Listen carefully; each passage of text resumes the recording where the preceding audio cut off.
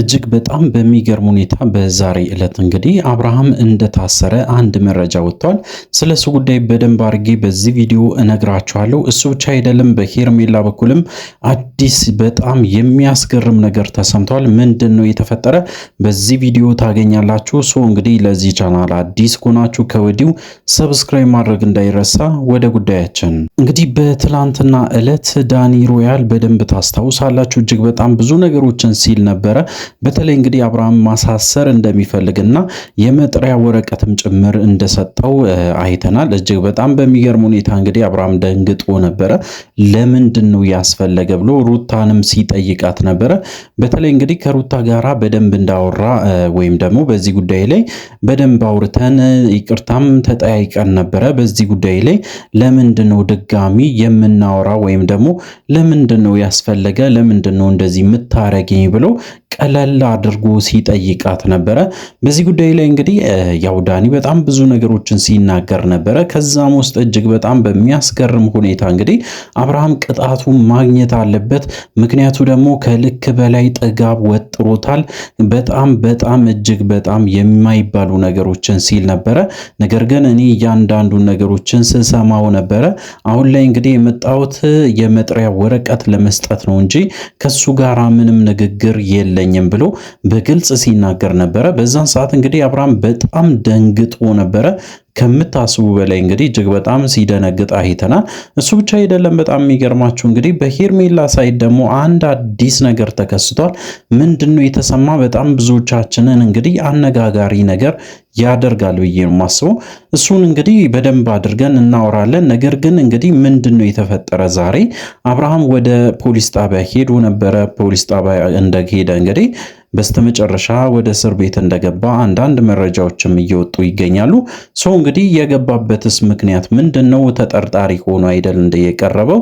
ለምንድነው እስር ቤት የሚገባ ብላችሁ በጣም ብዙዎቻችሁ ስትጠይቁ ነበረ። በዚህ ጉዳይ ላይ እንግዲህ በጣም ብዙዎቻችሁ ያው በጣም ግራ ትጋባላችሁ ብዬ የማስበው። ከዚህ በፊትም እነ ዳኒም ቢሆኑ ተጠርጣሪ ተብሎ ነው ወደ እስር ቤት የገቡት። ነገር ግን ይሄኛው ደግሞ በጣም የከፋ ሆኖ አግኝተዋል ፖሊሶቹ። ምክንያቱም ደግሞ እንግዲህ ምንም ማስረጃ መፈለግ ሳይሆን ከነ ማስረጃ ነው በተለይ እየከሰሰ ያው እንዳያችሁት ከሆነ እጅግ በጣም በሚገርም ሁኔታ ከነ ማስረጃ እንደከሰሰው ወይም ደግሞ ማስረጃ አቅርቦ እንደነበረ እያንዳንዱ ነገሮችን በግልጽ ሲናገር ነበረ። ዳኒ እንግዲህ ሲናገር እያንዳንዱን ያወራውን አብርሃም ቀድቼዋለሁ፣ እሱ ብቻ አይደለም ማስረጃም ይዣለሁ፣ ለሱ እንግዲህ በደንብ አድርጌ ተዘጋጅቻለሁ። ስለዚህ እንግዲህ አብርሃም እንደ ሌሎቹ ወይም ደግሞ እንደኔ 3 ቀን ገብተህ የምትወጣ አይመስለኝም፣ ካሁኑ ተዘጋጅ ብሎ በጣም ብዙ ነገሮችን ሲናገር ነበረ። ከዛም ውስጥ እንግዲህ እንደ ቀልድም አስመስሎ አንዳንድ ነገሮችን ጣል ሲያደርግ ነበረ። ያው እንግዲህ አንዳንድ ነገሮችን ማዘጋጀት እንዳለበትና እሱ ብቻ አይደለም ጠበቃውም ጭምር ማዘጋጀት እንዳለበት በግልጽ ሲናገር ነበረ። እንግዲህ በዚህ ጉዳይ ላይ በጣም ሲሪየስ ሆኖ እንደመጣና እስከ መጨረሻው ድረስ በዚህ ጉዳይ ላይ እንደማልፋታው አብርሃምን በግልጽ መናገር ፈልጋለሁ ብሎ እንግዲህ ሲናገር ነበር ዳኒ።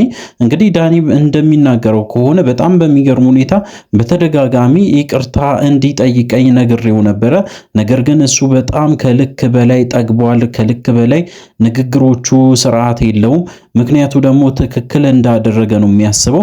ኢቨን እንግዲህ ያደረገውን ነገር ራሱ አውቆ በተለይ ስህተት መሆኑን እንኳን ይቅርታ ለመጠየቅ ምንም አይነት ነገር አላደረገም።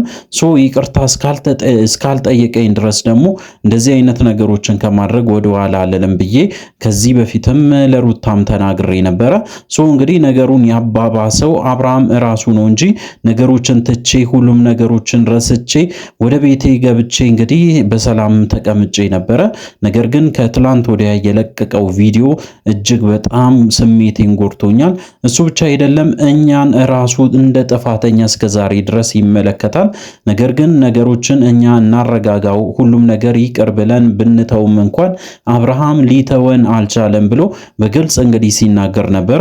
በዚህ ጉዳይ ላይ በተለይ እንግዲህ ሩታ ስትጨምርበት አብርሃም በጣም ሰውን እንደሚንቅና በተለይ በዚህ ጉዳይ ላይ በተደጋጋሚ ይቅርታ መጠየቅ መጠየቅ እንዳለበት ብነግረውም ነገር ግን እሱ ይቅርታ መጠየቅ አይደለም ያደረገው ምንም አይነት ነገር እንደሌለ አይነት ነገር አድርጎ እያወራ ነው። ለዚህ ደግሞ እንግዲህ ምላሽ እንደሰጠም ከትላንትና ወዲያ በግልጽ አይቻለሁ ብላ በግልጽ ስትናገር ነበረ። እሱ ብቻ አይደለም እንግዲህ ቡዚም እና ሌሎቹም እንግዲህ ያው በዚህ ጉዳይ ላይ መሳተፋቸው ነገሩ እንዲከብድ ሆኗል። በተለይ እንግዲህ ቡዚ መሳተፏ ደግሞ ከሁሉም በላይ በጣም እንዳናደደው በተለይ ዳኒ ተናግሮ ነበረ። ዳኒ እንግዲህ በጣም ብዙ ነገሮችን አንስቶ ነበረ። በተለይ ለአብርሃም እንግዲህ ብዙ ነገሮችን በደንብ አድርጎ ሲያነሳ ነበረ። ከዛም ውስጥ እንግዲህ እጅግ በጣም በሚገርም ሁኔታ የራሱን ሕይወት በትክክል እየመራ አይደለም አብርሃም ብሎ አንስቷል።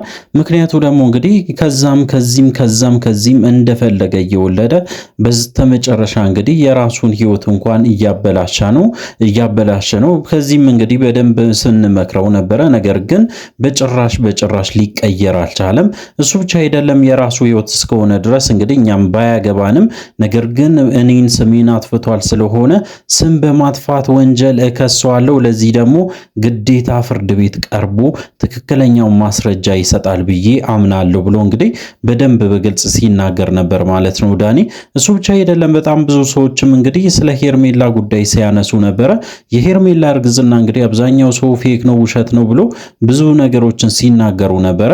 እሱ ብቻ አይደለም እንግዲህ የሄርሜላ አርግዛ ከሆነ ከአብርሃም አይደለም ከተለያየ ሰዎች ጋር ግንኙነት አላት። እንግዲህ ከአብርሃም ላይሆን ይችላል። አብርሃም ይሄንን ነገር በሲሪየስ መመልከት አለበት ብሎ እንግዲህ ብዙ ሰውም ሲመክሩት ነበረ። እንግዲህ በጣም ብዙ ነገሮች ውስብስብ እየሆኑ ሄዷል። በተለይ በሄርሜላ ጉዳይ ደግሞ ነገሮች መስመር እየሳቱ እንደሆነም ተሰምቷል። ከቤተሰቧም የመጣ አንድ መረጃ አለ። እጅግ በጣም የሚያስደነግጥና እጅግ በጣም የሚያስገርም ሐሳብም ይዞ መጥቷል የሄርሜላ ቤተሰቦች።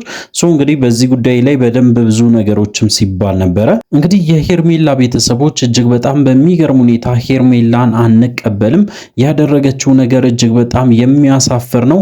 ምክንያቱ ደግሞ ምንም አይነት ሽምግልና ሳትልክ እንኳን ምንም ሳትነግረን እንኳን ወደዚህ ነገር ውስጥ ገብታለች። እጅግ በጣም በሚያሳፍር ሁኔታ እንግዲህ ቤተሰብ ብቻ ሳይሆን የተዋረደው ዘመድ አዝማድም በሙሉ እንግዲህ በሷ ነገር ላይ እጅግ በጣም አዝኖ ይገኛል ብሎ እንግዲህ በደንብ አድርጎ በግልጽ ሲናገሩ ነበረ።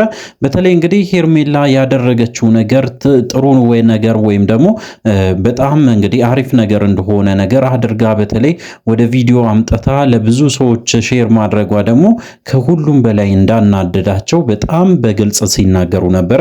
በዚህ ጉዳይ ላይ እንግዲህ ሄርሜላ በጣም ደንግጣለች። ምክንያቱ ደግሞ ያላሰበችው ነገር ቤተሰቧ ላይ እንግዲህ መጥቷል ማለት ነው። ከቤተሰቧ የመጣ እያንዳንዱ ነገሮች እጅግ በጣም አሳዝኗታል። ምክንያቱ እንግዲህ ያው ቤተሰቦቼ ይቀበሉኛል፣ በደንብ ያውቃሉ ያለውበትን ሁኔታ ብላ ብዙ ጊዜ እንግዲህ ለአብርሃም ስትናገር ነበረ። አብርሃም በዚህም ያምናት ነበረ። አሁን ግን እጅግ በጣም ተቃራኒ ሆኖ ተገኝቷል ነገሩ። እንግዲህ ቤተሰቦቿ በጣም ሲሪየስ አድርጎ መጥቷል። በሽምግልና ጉዳይ ላይ በጣም ብዙ ነገሮች ሊከሰቱ ይችላሉ ብሎም እንግዲህ ብዙ ሰው ሲናገር ነበረ። ምክንያቱ ደግሞ እንግዲህ ያለ ፍቃድ እንደዚህ አይነት ነገር ውስጥ ከገቡ በኋላ ሽማግሌ እንኳን ቢላክ ነገሮችን እንደ ቀልድ ለመቀበል እንግዲህ ቤተሰቦቿ እንደሚከብዳቸውም በግልጽ ሲናገሩ ነበረ። እንግዲህ በዚህ ጉዳይ ላይ ምንም ማለት አልፈለገችም። እጅግ በጣም እንደደበራትና እጅግ በጣም ከባድ ሁኔታ ውስጥ እንዳለችም በግልጽ ስትናገር ነበረ ሄርሜላ። እሱ ብቻ አይደለም እንግዲህ የአብርሃም ጉዳይም በጣም አስጨንቋታል ከምታስበው በላይ እንግዲህ በተለይ አብርሃም እንደዚህ አይነት ነገር ውስጥ ገብቶ ወደማይሆን ነገር ውስጥ ይገባል ብላ በፍጹም እንደማታስብና እጅግ በጣም እንዳዘነችም ጭምር በግልጽ ተናግራለች። እንግዲህ አዳዲስ ነገሮች እየተሰሙ ነው። እኛም በቻልነው መጠን አጣርተን ለእናንተ ለማድረስ ሞክራለን። ስለዚህ እንግዲህ ለዚህ ቻናል አዲስ ከሆናችሁ ከወዲሁ ሰብስክራይብ ማድረግ እንዳይረሳ። በሚቀጥለው ቪዲዮ እስከምንገናኝ ድረስ በያላችሁበት ጤናና ሰላም ይሁንላችሁ።